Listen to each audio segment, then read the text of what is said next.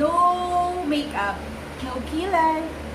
No everything. It's just my normal me. Okay? And, wait lang. Today, I'll be cooking sinigang sa MISU. Tuna na sinigang sa MISU. Okay, what my ingredients are sinigang sa gabi. Kasi I don't see anything. Ito lang. Sayang naman, di ba, kung bibili pa ako. And then, sibuyas. I got sibuyas. I'll show the ingredients na lang later. Sibuyas, kamatis, a little luya, pang tanggal ng langsa, okra, siling haba, siling haba kasing haba ng pasensya ko sa traffic. And this, ano ba to? Ang tawag dito? B, ang tawag dito? B? This gulay. B! Ang tawag dito? Hindi yan saluyot! Over! And this dahon.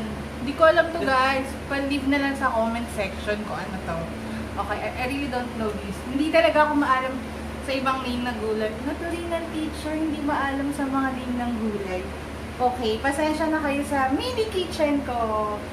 And right now, sasagot na. Nakaka-ano siya. Kuha siya ng attention. Dito namin yung sarili nilalagay after hugasan. So, parang nag-green siya. By the way, this is, nagpakulo na ako ng water. Right? After ko siya pinakulo, actually, kumukulo na siya. And then, I'm going to put the sibuyas. Tapos ang energy.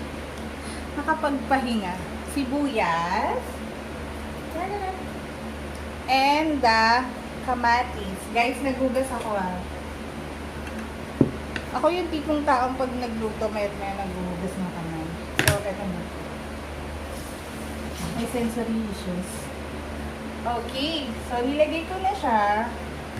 I don't put marami kasi konti lang din naman to Tuna belly? I don't know. Basta tuna siya. There. Diba? Mabango siya. And I'm going to put na rin the okra. Kasi medyo matigas siya, diba? So, matagal siya kumulo. And also, I'm going to put the sili kasi I like it medyo spicy. Lagay-lagay lang lahat. Hulug-hulugin na lang. There. And, by the way, this one, I got my, what do you call this?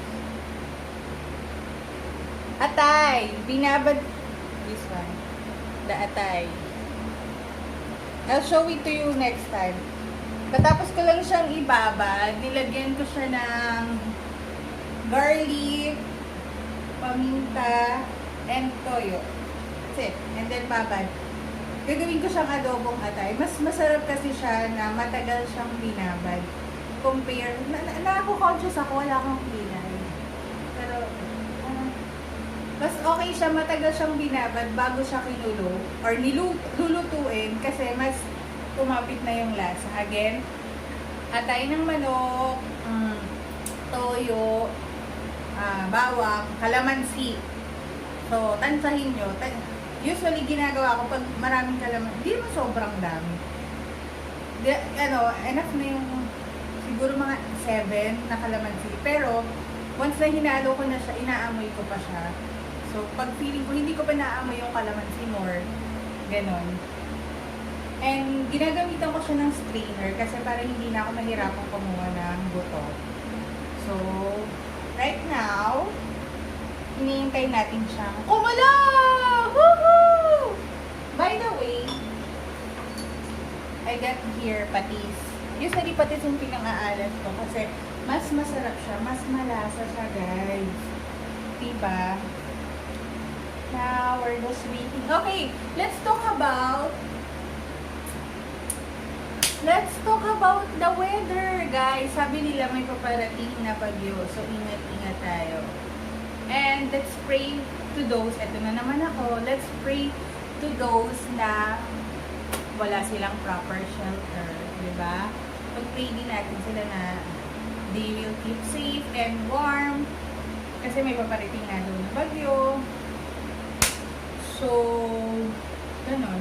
Actually, the morning routine namin dito is gagawa na kami sa bahay kasi si Maynila, ayan siya, walang tubig the whole day. So, kung gusto mo maglaba, hindi ka makakalaba. So, kailangan mo mag-rest kasi sa gabi siya nagkakaroon. Sorry guys, wala talaga akong makeup. So, ito talaga ang purpose ng bangs ko. Kapag wala akong makeup, natatago niya yung mga dapat itago. Tinago. Okay. There. Naamoy ko na siya. Amoy maasim. Amoy maasim.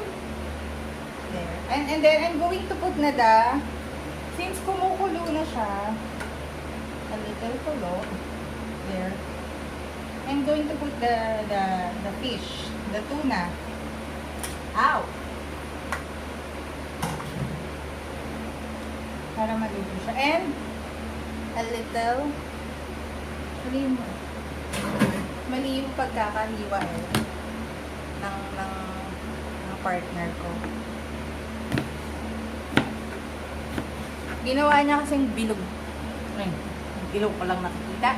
Ginawa niyang bilog-bilog yung luya. I like luya kasi guys, natatanggal niya yung lansan. Diba?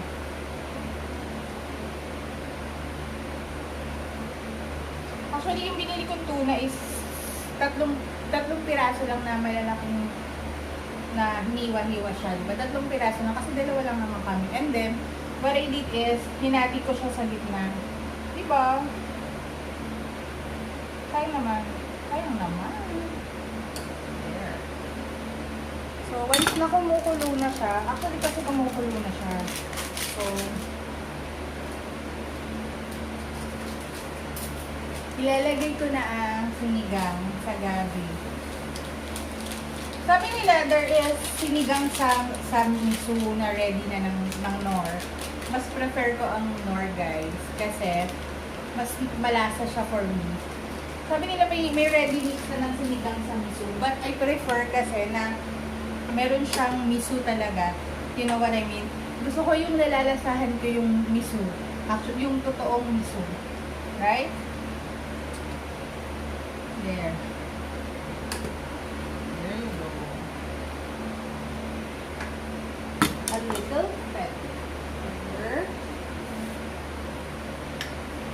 Wala kaming buong pepper, so may durog lang.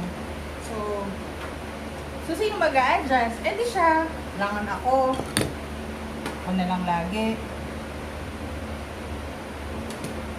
There you go. And I'm gonna put the MISU. The MISU. Gustong-gusto ko to, guys. Hindi ko alam. Especially now sa weather. Bagay siya sa weather. Kasi maulan-ulan.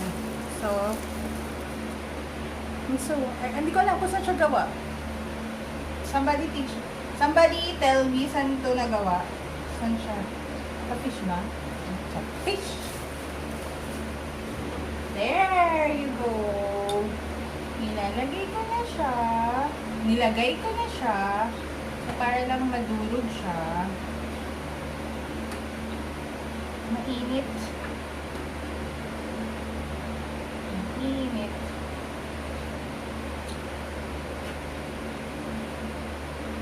Nilagay ko lahat. Kasi, 5 piso lang naman yun eh. I mean, 10 pesos pala yung isang plastic. 10 pesos siya yung isang plastic.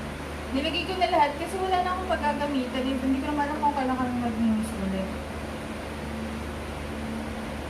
Saka masarap madami kasi alam mo yun yung nalalasahan mo yung texture niya. Pag once nilagay mo siya sa rice, may texture. Diba? Sorry, may pagalon tayo today. May pagalon. May paraffle po ako ng galon. Marami kaming galon kasi wala kang tubig. Tubig! There. I'm just waiting for the okra na lumambot siya, guys. And titikman ko siya. Siyempre, pag titikim naman kayo, kumuha naman kayong kutsara. Huwag mo naman diretso yung bunganga nito. Diba? Eh, ba't ko siya titikman? Wala palang patis pa. Kakaloka.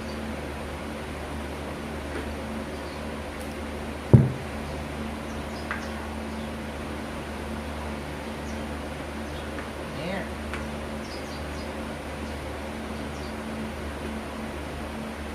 Kaya may na.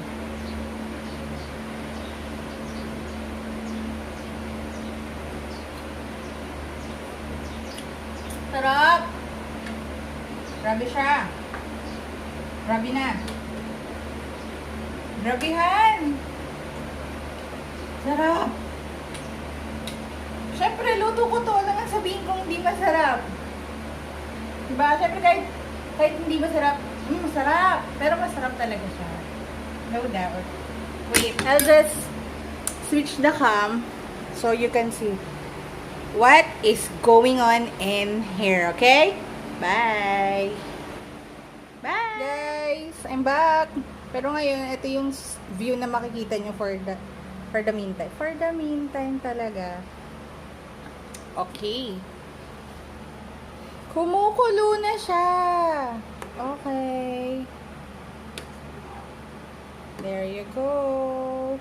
Kaya lang yung okra, medyo matigas pa. Actually, gusto ko yung hindi masyadong lutong-luto. Alam mo nyo yun? Yung crunchiness ng okra, nakikita mo pa. Diba? So, ilalagay ko na po ang dahon. Dahon na lang para safe. Mamaya, kung ano-ano pinagsasabi kong dahon, yung pala mali. Nabash pa ako. There. Guys, sorry madami siyang dahon kasi I prefer madahon sa pagkain. Like, pag nagmumunggo ko, gusto ko madaming malunggay. Or, pag nagsisinigang ako, gusto ko madaming what do you call that? Kangkong. Kasi, I like leafy vegetables. May pa-leafy vegetables tayo today. There. Ang totoo. Walang sahog. Puro gulay. Meron naman. There. Diba? Ayun o, yung texture niya, diba? Kakatuwa. There, it's boiling. Balikan ko kayo, guys.